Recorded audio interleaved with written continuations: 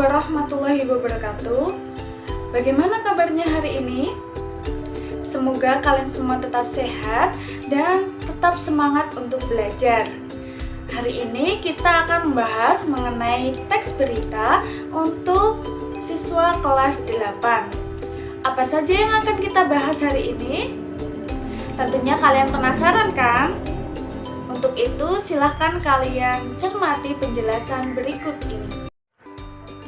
Hari ini kita akan membahas mengenai struktur dan kebahasaan teks berita dengan KD 3.2, yakni menelaah struktur dan kebahasaan teks berita yang didengar dan dibaca.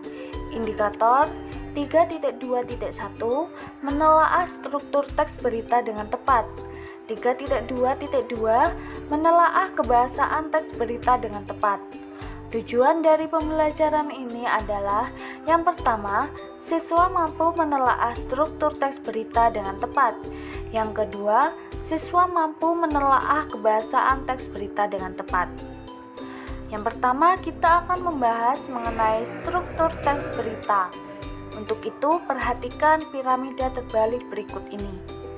Struktur teks berita terdiri dari yang pertama judul, kedua kepala berita, ketiga tubuh berita, dan terakhir ekor berita. Di dalam kepala berita berisi uraian dari pertanyaan apa, di mana, kapan, dan siapa. Kemudian tubuh berita berisi uraian dari pertanyaan mengapa dan bagaimana. Yang terakhir ekor berita merupakan pendukung dari berita. Perhatikan contoh teks berita berikut ini. Mari kita telaah struktur yang ada di dalamnya. Mari kita cari judul yang ada di dalam teks berita tersebut. Apa judulnya? Ya, benar. Judulnya adalah Belajar di Rumah Siswa Disabilitas Buat Masker Kain untuk Disumbangkan. Yang kedua, kita akan mencari kepala berita. Seperti yang telah dijelaskan bahwa di dalam kepala berita berisi uraian dari pertanyaan apa, di mana, kapan, dan siapa. Yang pertama, kita akan mencari unsur apa terlebih dahulu. Peristiwa apa yang terjadi di dalam berita tersebut? Jawabannya adalah sejumlah siswa-siswi berkebutuhan khusus di Jakarta membuat masker kain untuk disumbangkan kepada tenaga non-medis. Yang kedua, di mana? Di mana peristiwa itu terjadi? Jawabannya adalah di Jakarta. Kemudian kapan? Kapan peristiwa itu terjadi? Jawabannya Selasa tanggal 7 April 2020. Dan yang terakhir siapa? Siapa yang terlibat dalam peristiwa tersebut? Jawabannya adalah sejumlah siswa-siswi berkebutuhan khusus di Jakarta. Selanjutnya kita akan mencari tubuh berita. Seperti yang telah kita bahas bahwa di dalam tubuh berita berisi uraian dari pertanyaan mengapa dan bagaimana. Yang pertama, mengapa? Mengapa peristiwa itu terjadi? Jawabannya adalah inisiatif menjahit masker APD oleh Yayasan Helping Hands yang memiliki misi mempromosikan nilai-nilai inklusivitas terhadap disabilitas melalui program-program pengembangan karakter yang kolaboratif dan partisipatif. Selanjutnya adalah bagaimana? Jawaban dari unsur bagaimana adalah Wendy mengatakan kegiatan menjahit masker kain APD diikuti oleh 3 SLB di Jakarta dengan 35 relawan penjahit yang terdiri dari para guru dan siswa-siswanya. Yang kemudian yang terakhir ini adalah ekor berita yang berisi pendukung dari berita tersebut.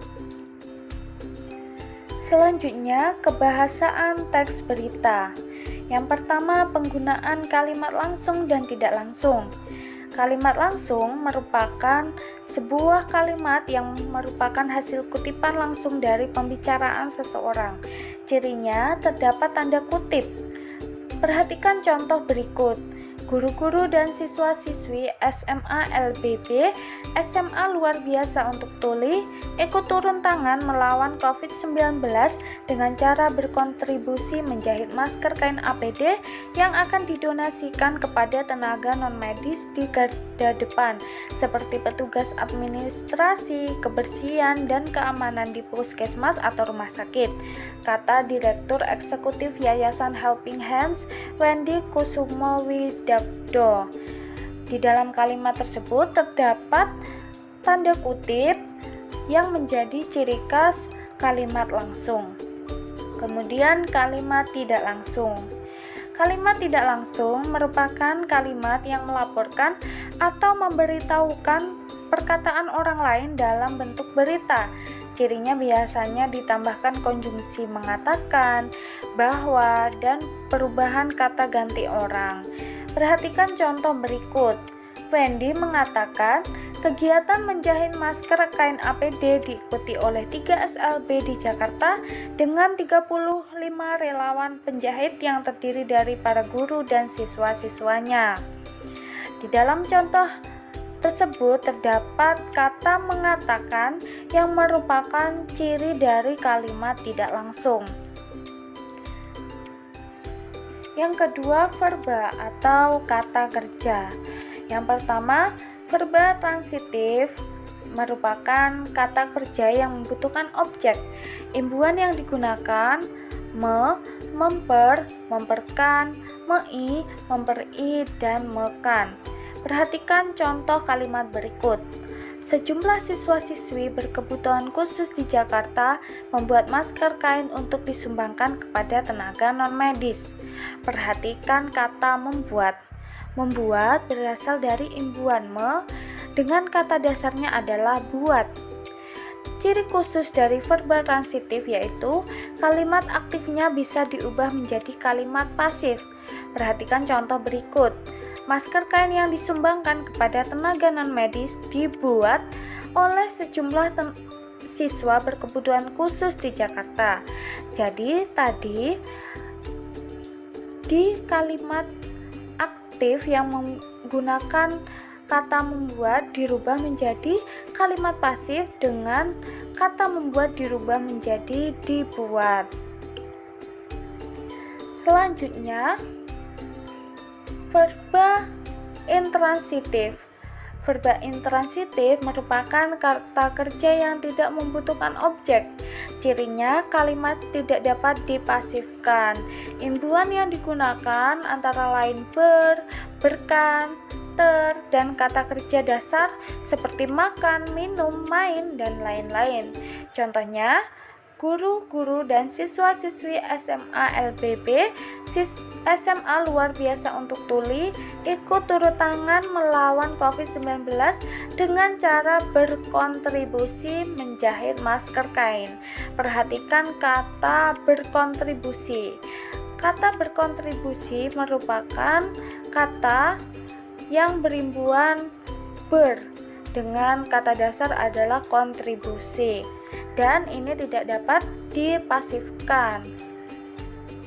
Untuk lebih jelasnya silahkan kalian amati tabel berikut ini.